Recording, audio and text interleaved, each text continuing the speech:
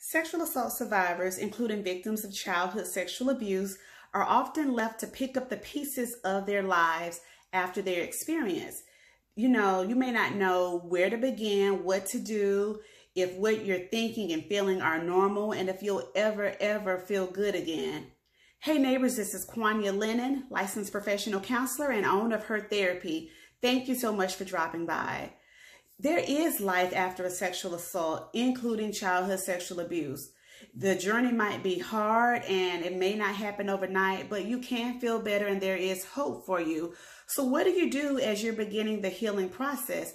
Well, practicing some self-care is necessary as you begin to move forward and work through your sexual assault. So let's go ahead and get started. The first thing to keep in mind is that you should never ever feel pressured to share.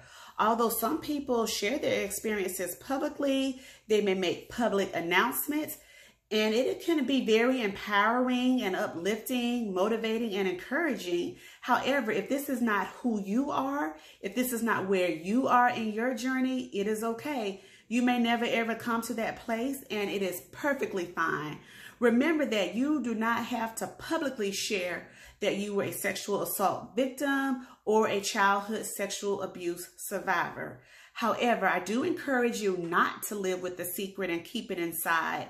So you're wondering, well, who shall I share this with?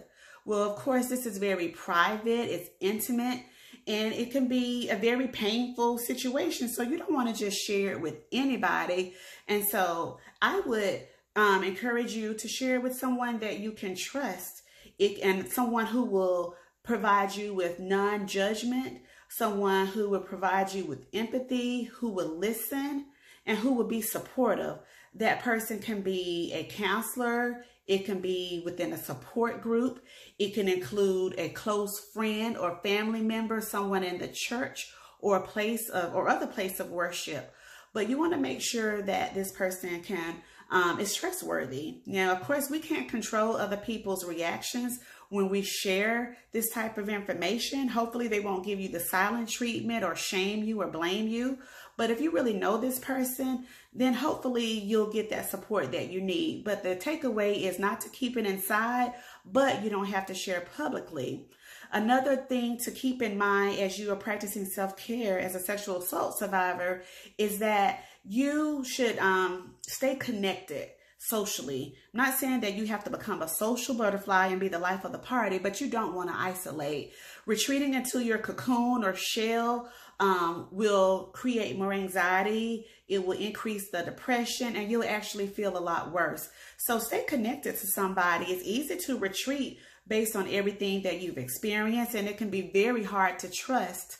But if there's just one or two people that will, that you can spend time with, that you can talk to, and you may not even talk to them about the sexual assault, but maybe you hang out with them, then it's going to be important for you to maintain those relationships and those friendships. Another thing to keep in mind is that it is okay to unplug and to turn away from social media and from the news. We have a 24/7 news cycle, so we can be oversaturated with news about sexual assault. And with the Me Too movement, I'm talking about it right now, and I've been talking about it for the past couple of weeks, and it can be a lot. So give yourself permission to turn away, to unplug. Give yourself a few minutes a day on social media if that's what you want to do, or turn off the news. Ask somebody to give you the scoop, if it's something really important. Trust me, you'll find out. So, just ask somebody to keep you updated, but turn away and unplug if you have to. Another thing is to give yourself permission to feel what you feel as you begin to process your sexual assault or sexual abuse. And mind you, it doesn't matter when it happened. It could have been a month ago, a year ago, 5 years ago, 20 years ago. You're going to have different experiences and different feelings and thoughts that come up. And sometimes these thoughts and feelings can be overwhelming. So allow yourself to feel what you feel. It's okay if you cry. It's okay if you're pissed off. Or, you may even experience some anxiety, but feel it. You will get through it.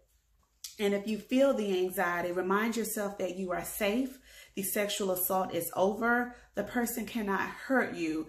It may hurt right now, but it can get better. And so that stress level can be high. So engaging in some stress reduction activities can be really, really helpful as you recover and work through your sexual assault and childhood sexual abuse.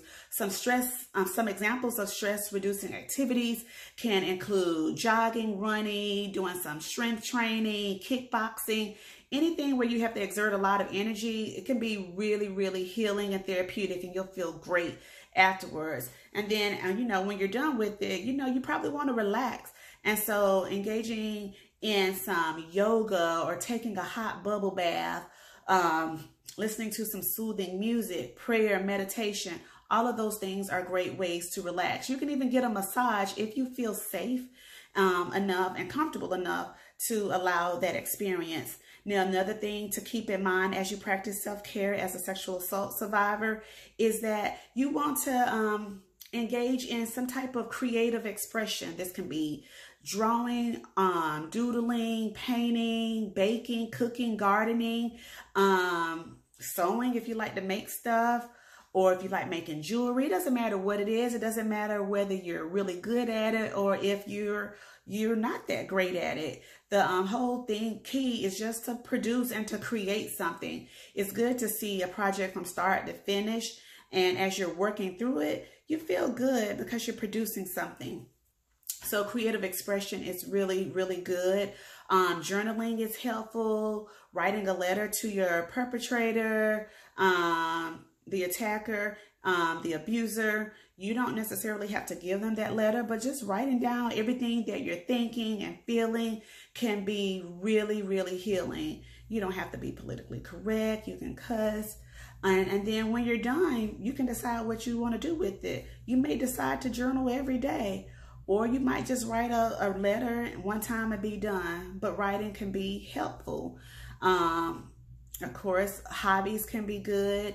It can be, very healing to engage in activities that make you feel good. Again, it's easy to retreat and become detached, but staying connected to things that you love can be helpful as well.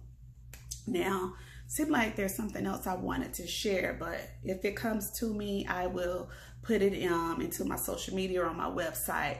But remember that as a sexual assault survivor, there are things that you can do to help you to cope and to take care of yourself as you work through the different feelings and things that are coming up for you. You're not alone. There's support for you. Reach out, and your journey and your experience is your own. All right. Thank you so much for dropping by. I hope this was helpful for you. Hopefully we'll see each other again soon. Thank you. Bye.